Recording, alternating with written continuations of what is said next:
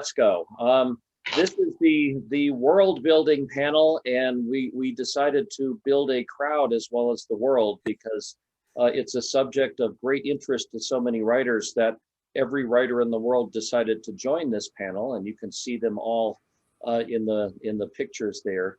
Let's see. I'm Kevin J. Anderson, and I've written a whole lot of books in fantasy and science fiction, and done a whole lot of world building. I've also done a lot of media tie-in books, which is a whole different project because you have to fix the worlds that people from Hollywood make that don't make sense. That's a whole different problem where you go, wait, that makes no sense at all. And I flash it up. I wrote a whole book on world building because I give lectures and workshops a bunch. So I'm going to, I don't know if everybody's in the same thing here. Let's introduce ourselves. Russell, you're the one that's in the big screen in front of me. Introduce yourself and your creds. Okay, I'm Russell Davis. Like Kevin, I've written not as many, but quite a number of science fiction fantasy books, as well as a lot of media tie-ins. And under far more names than I care to keep track of, something like out of 40 some odd novels, I think my name's only appeared on 3 of them. 4, we've published 4. 4 with the Jenna books included, so it's very rare that my name, actually that really does double my numbers. So I really rarely put my own name on things, but I've done a ton of world building. I'm also a script consultant and for a few people, and I do freelance editing and story consulting for novelists. Mario, tell us about yourself. Well, first of all, thank you all for letting me join your group here. This is always fun to be among other writers and stuff. And I have to make a mention of Kate Booth for putting this on. There's a lot of work putting on a conference like this, a lot of bits and pieces that have to mesh together to work properly. And it's good to see other faces like Anthony over here from last year and his business tarot book. I really like that, about those tarot cards that gave him away. So I'm a professional writer. I've gotten, I think, eight novels, which I guess makes me a lightweight in this group under my name. I'm also a professional ghostwriter. I help people write books, and a professional editor. I also teach at Regis University and at Lighthouse Writers, and world building is a big topic that we go to quite frequently. Chris Barili, you're next on my screen. Hi, I'm Chris. A couple of you heard my spiel before. I'm really just here to hang out with the cool kids. I've got 2 novels published, one through WordFire, thank you, Kevin, and one through a no longer existent press called Permuted. I've written in just about every genre. For those of you who are in the character panel with me, this guy here, Russell Davis, is the one who did that exercise about writing outside your genre and got me down the path of being able to write in crime, romance, and all the other stuff I've managed to throw out there. My latest work is a short story that's up on the website for Ember. Okay. Tony, you're gonna have to unmute. Hey everyone, my name is Anthony Dobransky, or Tony as everyone calls me who knows me. I can hold my entire oeuvre in 2 hands because I have 1 novel, The Demon in Business Class, and 1 game, Business Class Tarot, which I kickstarted based on the novel. I've just finished a new book that involves a heck of a lot of world building. It's a science fiction, dystopian, cyberpunk, all good, bad things thrown into one, called The White Lake. And I hope that after this seminar, you all will stick around and join me and the great writer Jeff Bowles, because we're going to be applying some of these principles we talked about today in an improv writing exercise where we're going to build a world based on 1 simple idea and take input from everybody in the audience. So I hope you stay and join us for that. Thank you, Kevin. All right. Ellie, you're next. Hi, I'm Ellie Raine. I write fantasy. My last book here is the last in the series. It just came out last year, right when the pandemic hit. It did run a silver medal at least, so it's one bright side of having a release date during an outbreak. I don't have anything else to say other than I write fantasy. I read fantasy. I play video games about fantasy. It's basically just my whole life. Funny enough, I love that you have a tarot deck, like a business tarot deck, because I actually have an Oracle card deck based off of my series that I made. Cool. Yes, but my husband is a business analyst and I'm really into tarot. So I was like, Josh, I think I found you the perfect tarot deck. So I sent him a link over to your thing. So yeah. Thank you so much for spreading the word. That's awesome. And it's so cool that you're part of the people who live their lives by playing cards. That's awesome. Yep, definitely. So That's Ellie right. has a fantasy life. That's what we'll take. We'll just take out of that one. Yeah, So I forgot where I was going with that. I'm not gonna lie. On to the next person. we'll just let our imaginations run with that one. Paul Kane, you're next on my pile of pictures here. I have a fantasy life as well. I've been writing about 25 years, probably best known for the post-apocalyptic Robin Hood books that I do. Written many books, one of which Kevin published, Arcana. And the latest books are thrillers from HarperCollins under the name P.L. Kane. So I've done a bit of everything. I've done film, TV, audios, lots of books, bit of everything really. All right. And my last one up is Robbie, whose camera doesn't seem to be working. We just see her still picture. But Robbie, can you tell us about yourself? Yes, I'm not sure if I'm supposed to have dialed in because I'm in the audience. Well, if you're, But anyway, I will tell you a bit about myself. I am an author. I live in South Africa. I have a number of books. Some are for children, and a number are for adults. I write mainly historical fiction. My most recent book is about the Great South African War, also known as the Second Anglo-Boer War in South Africa. So that's my background. Okay.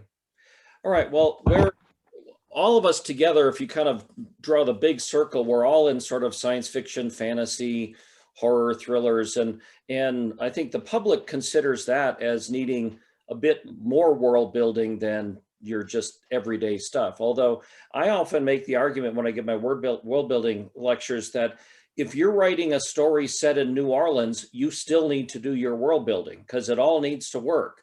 If you're writing, like if Russell's writing an Old West book, you can't have a jet airliner fly overhead. I mean, you still need to build your world, even if you're writing in the normal day, because like if Robbie's writing something in South Africa, she's living in a different world than the rest of us are living. And so that kind of description really helps. And then of course, I've worked on so many of the Dune novels with Frank Herbert's son, and I think Dune is probably one of the best examples of world building in science fiction. So you just look at all that. And I just want to take a second because when I teach my classes, and I wrote it in this book, I've got a sort of an ingredient list for world building. And I'm just going to read down these elements, and then I'll let you guys take it away as to what things you think are more important. So this is sort of my checklist. And I even have files for them when I'm building a world, so I make sure that I address all the different issues. Among the ingredients list is geography. You got to know what your world looks like. The climate, is it Hoth or is it Tatooine? The politics, the economy. This is something so many people don't do right in fantasies. They just think everybody has money that they can live with. Society, what kind of society is it? The religion, the science and intellectual aspect of it, the arts aspect of it, and then the history of the place.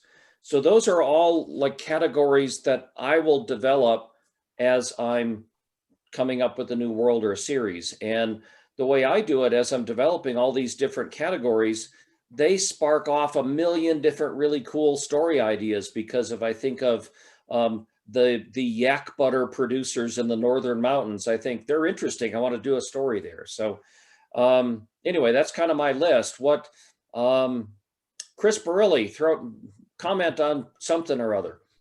Something or other, okay. I spent 37 years working in the intelligence business. So a lot of my world building comes from what I've seen in that business. The book Shadowblade I set in kind of a different kind of fantasy world. I wanted to do something that was not standard European Dark Ages kind of thing, and added some Middle Eastern influence in there and some Native American influence and so on. But one of the most important things I think is language. If you're going to define a land, define a world, language tells you about culture, tells you about the people, tells you about the food, everything. I actually will go through and make up portions of a language, combining in one I did Korean and Native American parts of, I believe, Sioux language that I put together to form the key things. And obviously I don't develop an entire language, but for example, you talked about yak butter. If you have the language built and you know what that yak butter word is, that becomes important because that drives their economy. So I guess my emphasis is probably usually on language. It reminds me of wasn't it the northern indigenous Eskimos have like 30 words for snow, right, and the Arabian nomads in the Sahara Desert have a dozen different words for types of dunes and sand and stuff like that. I found it interesting that at least three of you, Ellie, Paul, and Anthony, are all involved in creating tarot stuff. So I guess that kind of leads to magic systems. That's another really huge part of world building, because really bad fantasy has really badly developed magic systems. They just sort of Gandalf the Wizard does the spell of convenience is what I call it. It's the thing that the plot requires. Paul, why don't you talk a little bit about your magic system or what's going on in your background? Do you mean in Arcana, in the book Arcana? That's what I'm thinking of. So yeah. I mean, I just went away and did some research about the whole thing, which I think is like world building in general, isn't it? Just going away and knowing your world and knowing how it works, even if you're not going to put everything on the page, not bore the reader with everything, but you've got to know how the magic system works. You've got to know how the world works and the money and religion and everything else. And as long as you know that, they know they're in kind of safe hands, I suppose, people. So I do a lot of research. That's my main kind of thing. I just go away and do research. I didn't know a huge amount about tarot and and reading futures and things like that before I did the book. And I just went away and did the kind of ground. I've probably forgotten a lot of it now. But we all do. The moment the book is published, it goes out of your head. Yeah, it just goes. Yeah. I feel But, that hard. Yeah, Ellie, tell us about your fantasy background and your fantasy life. Tell us what your fantasy. No, maybe we better not do that. It's early in the morning. But I mean, Ellie, can I just say your artwork there for your cover? That's fantastic. Oh, thanks. Yeah, our cover art is really amazing. The scythe here is actually a cosplay prop that I made in real life, and I asked her, hey, can you pop this on the cover and put some magic on it? That's exactly what she did. It looks fantastic. Yeah. Thanks. Yeah, so there's she's holding a scythe because this is a story that involves necromancers and other kinds of magic. So you've got like necromancers, pyromancers, astromancers. There's 15 different elements, but you'll find 3 elements each in 5 different realms. So each realm has kind of its own sorry, it's my daughter. I've completely lost what I was gonna say. Hi, sweetie pie. Might need to move somebody else first. All right. Why don't we talk to Anthony about your tarot system and your demons? Tell us about your background and world building and how that put together. Well, thank you for the intro. The tarot came about as part of really my character's sense of her own world. I wanted to have a tarot deck that served kind of a foreshadowing function in the book. But I found that my main character, who is in marketing and doesn't have a particularly formal education in Renaissance history, was really, every time I was bringing in these tarot card decks, I had to over-explain them, which goes to Paul's point that you have to know what's going on, but maybe you don't dump it all the time on the reader. If you know, then you're comfortable. And what I found was I kept translating tarot cards into business concepts because there was no way she was going to know what a hierophant was. And even if she did, it wouldn't mean anything to her. But a board of directors, she got. And so that's kind of how the tarot card evolved out of the novel.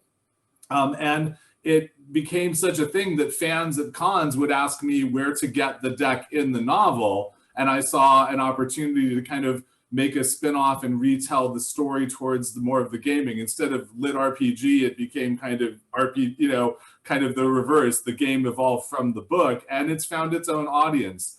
And then in terms of the world building, it just gave her a grounding in the business arcana, not so much in the magic per se, but it gave me a way to express these fantasy concepts in a way that somebody from marketing who falls down a rabbit hole in this world is going to be able to understand these power dynamics.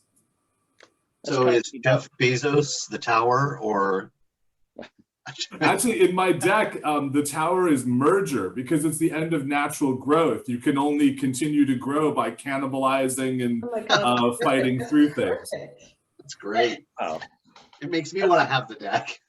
Well, I certainly, I'm here to talk about fiction, but anyone who's interested, businessclasstarot.com. You can get the coolest, most Miami Lounge video you've ever seen promoting a tarot deck on that site. Awesome.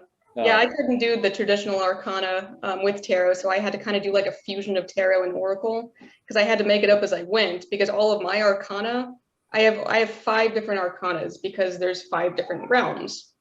And like there's some special ones in there like demon, which can be good or bad. It's an extreme of either one, depending on if it's upside down or right side up. So I technically call it oracle cards, because it's not the traditional complete like tarot arcanas and all that. So I don't really know what to actually call it. Well, one thing I think 3 of you have mentioned now, which is a real important thing for the aspiring writer to remember, is don't bore the reader and tell them everything that you've come up with for your background world and magic system. Like, for instance, you guys are all talking about the details of your different tarot systems, but if your main character is the assistant pig farmer who's going out on a quest, he doesn't know how the tarot works. He could be amazed by how the tarot reader does things, but he doesn't have to know how it all works. Yeah, well, in tarot, it actually has its own lore. And the story behind that is that the Fool is the main character in tarot. And the Fool actually visits the other major arcana to learn a new lesson each time. So even that has its own story, and that actually develops the protagonist that it has set in itself. It's its own story. Well, one thing I wanted to throw it to Russell after he takes a puff there, because Russell, you're like a Swiss Army knife, because you've written in so many different genres. You kind of pick up the hat and write the Western, or write the spy novel, or write the thriller, and they all have different requirements and different world building stuff. And I love Westerns, and I've had some big Westerns in my head that I want to write, but even though I've written 150 science fiction novels, I feel intimidated by writing a Western, just because there's stuff that I don't know and I don't think I could be convincing. So how do you change hats so easily to know so many different things? Well, that's a good question. I'm a ridiculously avid reader, and always have been. And I grew up reading Westerns that my grandfather would read, and then he would give them to my father, and then my father would give them to me in brown paper grocery bags. And I would get 2 or 3 of those a year, plus all the other books I was reading. So, I mean, the first thing I would say is that, to switch hats as often as I do comes really from just being an avid reader of everything. I read everything. So, I think that lessens the intimidation factor. And there are times when, as an example, if I were asked to do, something in like the Clancy universe or something like that, where I would really have to do a lot of research, because you can, like doing a Mac Bolan, as long as you know your weapons, you're okay. But Clancy knows, Clancy's worlds are so in depth about their military tactics the specifications of everything and so on and so forth. It really gets complicated. You know, for me, here's the thing, a great story is a great story. And I just had this conversation, I don't know, maybe a month ago at ICFO with, on a panel about this subject with Nancy Kress. And we were talking about the difference between world building in terms of a sort of a global or large view, and the way I view it, which is world building through character. And you touched on this earlier, and I think it's really important. The world is only as big as what your character or characters know. And the example I always give is if your main character is a kid who grew up on the south side of Chicago, dropped out of school in 7th grade, you know, has been living on the streets, he doesn't know what's going on in Kenya. He might not know that Kenya is even a country. You might know that as the author, but what your character knows, that's the world you're building. And it's good to have, as you said, you know, a sense of, and I actually, Chris knows this because I handed it to him once. You know, I have a sheet that I use to ask questions, but they're all focused on what does your character know about the economy? What does your character know about their neighborhood or their village or their city or their whatever it is? And then I let them discover things throughout the story. Well, the same thing is true in Westerns, which is what you're talking about. Your character is particularly in the Old West where travel was so difficult. You know, people, because of the movies, mostly overestimate this, but a typical full day on horseback in the 1880s was 25 miles. Mm-hmm. That was a full day on horseback. So cattle driving, that's just riding, right? Yeah, and that's just, I mean, that's just riding, but even that, so a cattle drive might go 8, maybe 10 miles in a day, maybe. So that world is very contained and it's very small, but your characters are discovering it as they go if it's their first time on a cattle drive. So writing in that sense gives you the opportunity. Yes, you do your research and you want to know, are there trains, are there fences, are we still open range country, all of those things, but you let your characters uncover that world. And I think that's a very powerful way to do it because it allows you then to let your readers discover the world as your characters do. And it avoids the info dump that we're all so tempted to do when we've done a crap ton of research and say, well, let me tell you about it. Yes, George Martin, every single person knows every century of history in this entire. Now, what I've always wanted to know with the Westerns, though, is when I cook in my house, and when I'm actually cooking bean soup with dried beans, it takes me all frickin' day in a slow cooker. And how does a cowboy with a pot of water over a campfire dump dry beans and have them to eat in about 3 minutes? So, well, they don't. That's bad research. The way they would do that is in the morning on the chuck wagon, they would put the beans in the pot and fill it with water and cover it. And at the end of the day, they take the pot out of the wagon. The beans have been soaking all day and they put it on the fire and press. I've learned. Now, how stupid is it that I know that? I've learned something now. Great. And then they didn't even bring Beano with them either. So no, there was salt and pepper were the luxury items. That was the big. Yeah, I've been watching a lot of the Townsend videos where like they show you how they would cook in colonial times using colonial like technology for like cooking. They would use like stone ovens and different things and all the ingredients that they would have during colonial times. So like if you're writing in a certain time period and you really want to know how things would be prepared and what ingredients they would have at that time, I would say just go to YouTube and see if anyone shows you cooking video instructions on how exactly to do that. I think another important element about all these details is they really help set an internal clock in a scene or in a story. If you know how far it is to get from place to place, you know how much time can pass in the scene. Even if you're talking about something cooking, if you know how long that is. Now, you're not going to be dumping this information on the reader per se. You're going, in colonial times, it took approximately this long to soak the beans. No, but it gives you as a writer a sense of how much space you have and how to fill it properly. And this is part of the real value of the world building, is that it gives you your constraints as a writer so that you can write the scene well for the reader and have it feel realistic in and of itself, even though they don't see all the details. Yeah, so even if you're very vague about it, you can just be like, oh, we had this discussion until the beans were ready.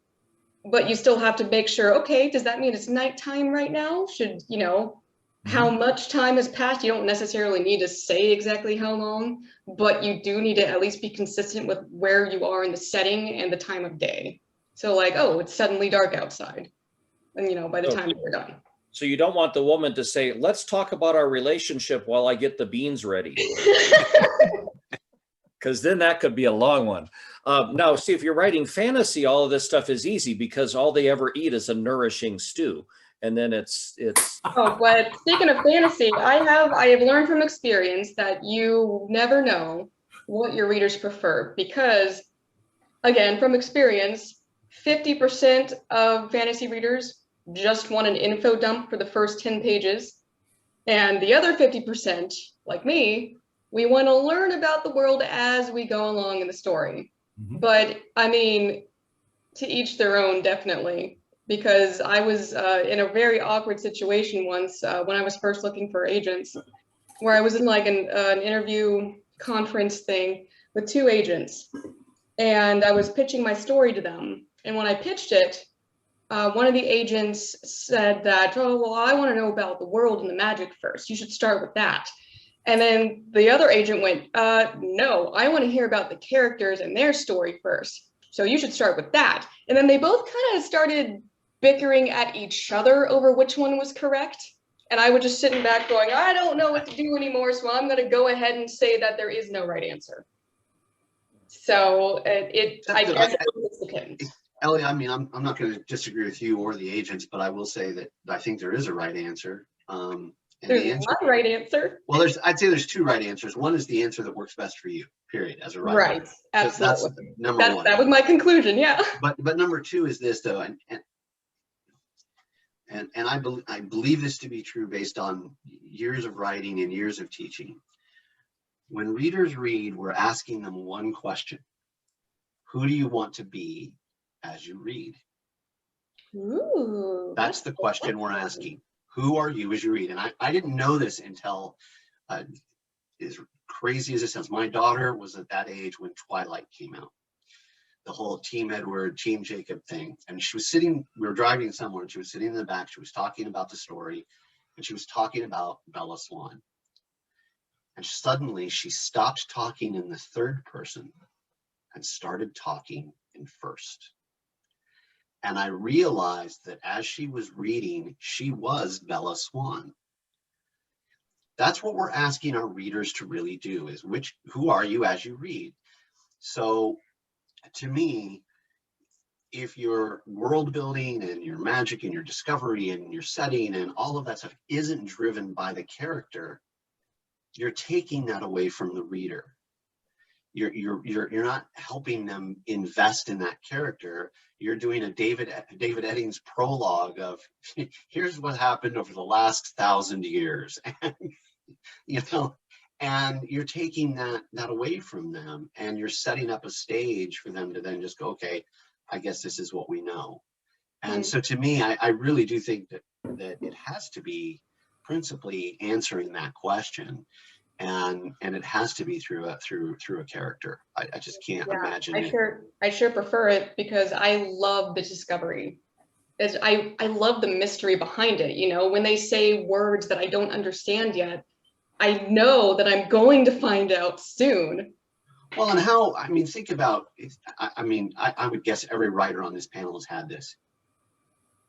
You're writing, and then suddenly something happens, or a new character appears, or an event happens, or a word, or something that you didn't even know existed before you got there, and just suddenly it's presto, it's there. Maybe not Tony.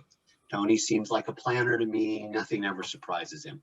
But everybody else here, I even Kevin, with the Dune, as many Dune books as he's Some. written, still has moments of, holy crap, where did that come from? And it's just a discovery. Well, and one of the things that, now sometimes you need to establish what's going on before you start. And I think a good example is like the Star Wars roll-ups, like these really nice condensed, here's what you need to know. And now let's get into the character and the story and everything. So sometimes it's nice to have that little cliff notes to just say, here's where we are. Now let's get to the fun stuff. I wanted to throw in one last thing about the cooking, because it is relevant with world building. Cooking and the things that people eat is part of the culture and world building. And if you pay attention to it, the really hot and spicy foods were almost all, in fact, I think all developed in the hot climates, because they needed to do lots of spices and peppers because their food spoiled so quickly. And then you get lots of salty stuff up in the northern colder things because they had to preserve the fish and they had to keep things throughout the winter. And then if you're in like a tropical island, you got fruit all over the place, but getting protein is really hard. Yeah, vegetation in those locations is absolutely important. So that the food and the cultures that they eat. In fact, I remember one of the coolest world building details was I remembered from Blade Runner when Harrison Ford, they're all sitting in the Hong Kong type noodle bars and just talking about normal stuff. That to me, that gave a whole different world building vibe. And You know, I want to throw, Mario, tell us some world building stories. We're keeping you quiet over there. Okay, well, first of all, Ellie, I love those Townsend videos about the colonial food. Who knew that George Washington ate mac and cheese? I know, right? Yeah, that was awesome, that video. Anyway, a couple of things about world building. I think we need to mention mood. What's the mood of the story? Kevin just mentioned the Star Wars roll-up. And one of the things that roll-up, not only is it telling you what's going on, but it does it in such a way that it already establishes tension in the story. Okay, we know things are off to a bad start for some people, and it establishes the conflict that's going on in the story. We need that. The other thing is that in terms of religion, we tend to be kind of flat about that and only think of religion in terms of, well, they have this pantheon of gods and the holy books and things. But we need to think about religion in the terms of morality for that world. What's acceptable, what's not acceptable, what's taboo for them. And in moments of crisis, particularly in a longer book, in a moment of deep emotional or psychological crisis for the characters, they're going to have to reflect on, what am I doing? What is my place in the world or in the universe? How do I fit into this? And what difference do I really make in that? And that is also defined by the religion of the world. So there's my 2 cents here for world building. Well, I was hoping on more sense than that, Mario. We got a half an hour to kill, but okay. Well, I can go on. Well, but the morality and the religion that actually leads to the religion usually forms the basis for the laws, and the laws and the morality is then that you ask all kinds of questions about how is sex treated? Is it a strictly hidden, like Water for Chocolate was the most repressively ridiculous sexual romance movie that we've ever seen, but that's the way they lived and that was their culture. How do people treat drugs and gambling and all the good stuff that makes fantasy and science fiction stories? And you kind of need to know the society's underpinnings and the character's underpinnings, because you can have the one moral character in a nasty fallen down world, or the whole world can have the same thing. Well, it's actually really interesting you mention that, Kevin, because for me, we're talking about, writing Westerns and stuff. When I initially watched Deadwood, it was the reason why I couldn't watch it, because there was so much swearing, and that was just actually not accurate at all. And in fact, would have been considered, in many of the scenes, would have been considered absolutely unacceptable. Like guys would have been getting their asses beat if they spoke that way in front of other people. And once I realized what they were actually doing, then I was able to go back to it and watch it and just sort of ignore that part of it. But of course, religion and language and morals are all deeply intertwined. How we speak is a really important aspect. How characters speak is a really important aspect of the world. And what they talk about and how they talk about it is a really important thing too. So let me throw something in about world building, and then we're talking about Westerns, and I just had a Western published this year. Cool. And I was intimidated in writing a Western simply because there's such a canon out there, and Louis L'Amour and all that. I don't like Western movies because I find them, for the most part, very cliched, and they tend to gloss over a lot of what was really going on. So I wanted, when I wrote the book, you have certain tropes, of course, that you have to include to make the book work as a Western, but then address other aspects of it that are seldom ever looked at in what's going on. For example, like the Buffalo Soldiers, like, you know, a quarter or a third of the soldiers out in West were the Buffalo Soldiers, and we hardly ever see those in the movies. The use of Indian scouts. It's hard to find a Western where they actually have Indian scouts, and the Indian scouts is what allowed the cavalry to be ultimately successful against the Indians out there. And then also in terms of money and the way that worked in the Western. So, you know, don't hesitate to go against what people think are the tropes. One book that I'm reading right now is Babylon Berlin. And it's really interesting because how many of us know about, you know, the jaded cop in the 1920s, right? You know, that's the very cliche. Well, this one is set in Germany in between the two wars. So the world building that he has is absolutely phenomenal in terms of the police procedural, you know, in Germany, and how that's different than what it is in the United States, and how formal it is, and then how they cut corners around it. And then, of course, the political backdrop. Because, you know, we step back and we know there's this gigantic catastrophe called the Second World War that's coming upon them. But these characters don't know that. And then at this time in Germany, they were worried that the communists were going to take over. So there's riots in the streets all the time. And then that the police, you know, are held. There's this, you know, police brutality we talk about today. Well, that was nothing new to what's going on in Germany. And then the use of forensics. So the book in many ways to me is almost like high fantasy because he has so much description, but it's really necessary to explain the world. And that's really what makes it so rich for me, such a rich read. And I'm a history junkie, but in order for them to delve into it, and everything is relevant. Everything that he does is relevant to the story.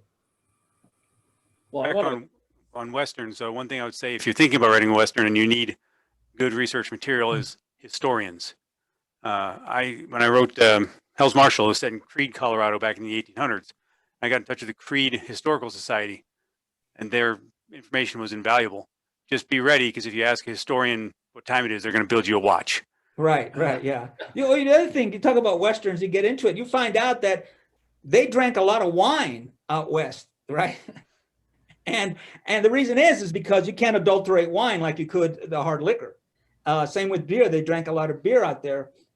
In part of my research, I read the Shootist, and in that scene in the end, you know what he orders? He orders white wine. So of course, when they did the movie, John Wayne orders like a scotch or a whiskey. You know, like what you know, gunman in a Western is going to order white wine? Well, in the Shootist, because he made it, you know, he tried to be as historically accurate as possible. I thought that was interesting. There's a lot of websites that give you great research. Soda pop was very popular out West. I mean, the first soda pop was a fizzy lemon back in the late 1700s. And so root beer and sarsaparilla and orange flavored sodas were very popular. And in fact, even seltzer water. Can you imagine a bunch of cowboys getting together, and instead of drinking whiskey, they just, yeah, Perrier. You got any Perrier back there? Squeezing lemon in it. Yeah. So, I mean, so that was all very historically accurate. You're talking about lemon. I mean, lemon was a very popular condiment to add. to food all throughout. And I've ever thought, well, where do they get lemons? Well, they made sure they had lemons available. So that's just kind of the little details that you can just kind of throw in there that, I mean, it's fun to research, but I think it adds a little bit of flavor to, well, Literally. with the lemon, but it adds a lot of texture to your story. And it actually shows you research, because the reader's going to go this and they go like, oh, I didn't know this. And they're going to go look it up and they're like, oh, you know your stuff. Well, where did they get the white wine? I mean, everybody had their own local brewery, so you could make your own beer, but were there like small wineries and vineyards, or was it all just imported? Well, there were a lot of vineyards all over. I mean, who knows about the you know, the quality of it. I know that in New Mexico before Prohibition, there were a lot of wineries, and Prohibition wiped them all out. So there were a lot of local breweries and wineries all over the United States, and you know, we can thank Prohibition for getting rid of them. Well, that's a whole cool story. The winery in New Mexico that's bootlegging wine because of Prohibition, and that's Yeah. neat stuff. And we're getting to only about 10 minutes left, so I want to just throw some other things out there. Let's talk about arts and culture. What do you develop for that? Whether it's singing or musical instruments or painting or sculpture or architecture, all of that gives you the look and feel of your world. I mean, the architecture of Moscow is different from the architecture of Timbuktu and things like that, depending on what materials they have to build buildings out of, and whether they need them to be open and airy for cool, or whether they need them to be enclosed and dark so they can heat them better. I'll jump in on that one. Okay, go. In the novella I just finished up, which is going to be in my next novel, I have two different characters, both of whom are artists in a place that's been damaged by nanotechnology. And I tried to make both their arts part of the story in addition to it. So this is a future setting. And in one of them, I came up with an idea where the person is painting with paint that wirelessly connects to all the other paint from that generation. And it's thermally sensitive. So the idea was that the paints over time affect each other as they keep being painted. And that gave me a big spread through the novel of the connection. So I think that element of art, it's not only, you know, what you draw, what you depict in your descriptions. I think that art has to interact with the story, with the plot. You know, if you just have people saying, oh, I saw that painting you did, I think there's more to it than that. Fantasy novels, tapestries don't just hang there. They're flags, they are banners, they add to warmth. You have to think of the arts as part of the context where you're supplying them, what they mean to the individuals. So it's really important to take your art not just as a visual setting, which I think too many people do. Arts include the music, arts include dance, like you said, Kevin, and all of these have emotional resonance. You know, the guy who gets to dance with someone versus the guy who doesn't get to dance with someone, that's a fight right there, you know, or potentially so. So these, where the arts intersect with people, where they intersect with how people emotionally approach the world, I think is really important to bring in. So it's not just enough to say, oh, I have this guy who paints with code. It has to, what does that mean to the people who have it, both the rich and the poor, who get the little icon-sized versions versus the big canvases? So it's important to work out the social context of an art, even as you're trying to come up with something cool and resonant for the reader to enjoy. Well, Yeah, I love making music with anything. You know, like Tolkien has all these songs in his books. So I've got songs in my books, and a lot of them are written in the languages of each of the cultures. So it was a lot of fun coming up with the languages and making songs out of them. So basically I would have an English version of the songs and then translate it into the languages that they belonged to. But each one has to have like a different style and a different chord progression. Like, you know, the music that like Italy would have way back when would not be the same as what kind of music Russia would have way back when at the same time period. They all develop different ways and different styles of that kind of art, especially with music. But it's even more fun whenever the songs that are written in there have actual meaning to the plot of the story.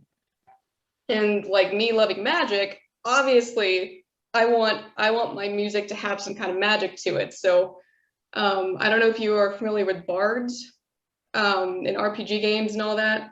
Like I love playing bards just because the idea that music can be magic and can boost your comrades in battle is amazing to me. I love that concept because yeah, music is a mood changer. Of course it's magic. It's basically magic here, but I digress. So. Well, and bards were often the way that news was spread or political dissidence was spread, because they would sing these songs that were really like Rockabye Baby is a really political song. And these things were spread around, and that's how things happen. And I think this leads to a consideration for your art in your world building is it a repressive society or open? I mean, is it like ancient Greece with sculptures and all that stuff all over the place, or is it Soviet style blocky buildings with like only heroes of Communist Party there? And one thing that I wanted to bring up is people like to express themselves with art. And if you clamp down on something, it's like squeezing a balloon because it'll pop out in a different way. And that I spent some time in the United Arab Emirates in Sharjah, one of the most conservative of the Emirates. And all of the women had to wear the full-on burqas. You could only see the little tiny slit for their eyes, and you could only see their hands. But in their eyes, they had the most amazing mascara and eyeshadow, just a little bit that you could see. And their hands was full of henna designs and the most gorgeous manicures and nails. They only got to show 2% of their body, but boy, did they make the most of it. And I think yes, it's a repressive society because they're all covered up, but the fact that this is where it went is something you can think of with your world building and your story, that in Islamic culture, you can't do human figures. And so they came up with the most beautiful calligraphy and geometric designs. And that's the way it goes. There's just like, you don't repress art and it doesn't come out someplace else. So and the environment dictates the art a lot of times as well. Right. Music wise, if you're that Eskimo tribe with 39 different words for snow, you're not going to play a trumpet. It's going to stick to your lips. I stood outside and tried to play the Olympic theme as the joggers went by in 1984 on their way to Lake Placid. All you got was. Similarly, if you live in a rocky area, you may not paint a lot. You may do more sculptures, that kind of thing. Or petroglyphs that right. Vandals will ruin because they're jerks. That just happened. Well, petroglyphs are another thing. I mean, they're on the red rocks in the Utah. You see these little Native American designs, the petroglyphs that are there, and they look kind of cute little geometric designs, but those things took days and days and days to make because that rock is so hard. So imagine hanging on that cliff for days just trying to make a little spiral and that. So what's going through that character's head, and why is it so important to do that? It's not just Kilroy was here graffiti. There's something important there. So let's see, anybody, we're getting down to the last 5 minutes. Somebody want to throw in some more thoughts? Paul, you haven't said much. I was just going to say about architecture. You talked about architecture. I tend to take a bit from, even with the thrillers, I tend to make up cities and towns. So I take an old bit of a town from a place that I know, or a more modern bit from another, and that can reflect your characters and their thoughts and feelings, because they grow. If somebody's more modern thinking and forward thinking, they'd live in somewhere that's a bit more modern part of the town. And if somebody was like quite a backwards thinking person, quite sort of looking to the past all the time, they'd gravitate towards the older versions of town. So it can also kind of, with your characters, it can dictate where they're going to live and what they do. And with music, you could listen to older music or classical music, or listen to more modern, or it could be somebody who's going against the more modern music and listening to kind of classical music, and it can kind of interact with the characters in that way, just talking about sort of architecture and the culture of a place. So yeah. Well, and it's the materials that they have to build with. Do you like it? I've seen pictures of, I've had a friend who went to Timbuktu, and it's all like mud buildings. It's out in the middle of the desert. And if Yeah. you're in like northern Norway, it's dark pine and big steeply sloped roofs so that the snow falls off. And if you're someplace where they're building in snow or ice igloos, Yeah. whatever, it's just, you think about these things when you develop your story, because that just adds the entire culture to it. And we didn't even get into clothing, like the fabrics that you do. Wear furs in Saudi Arabia? Probably not. Things like that. So we're down to our last couple minutes. So let's wrap up comments from anybody. Well, I'm actually going to leave early because I have to go to my next session, but I want to thank everyone for coming, and I thank my fellow panelists for a fascinating discussion. And thank you, Kevin, for impromptu moderating. Oh, I planned this for years, so we got it. Bye, everyone. Thanks, Tony. Mario, anything? Well, we're done, so we'll give them time for transition. So thank you to my entire audience, to Kay Booth for putting this whole thing together, and my great panelists, and build your worlds and read the worlds that we all built. We got lots of great books for you to read. Thanks, everybody. Goodbye. Take care. It's a pleasure to meet you. Thank you. Bye-bye. Bye. Bye.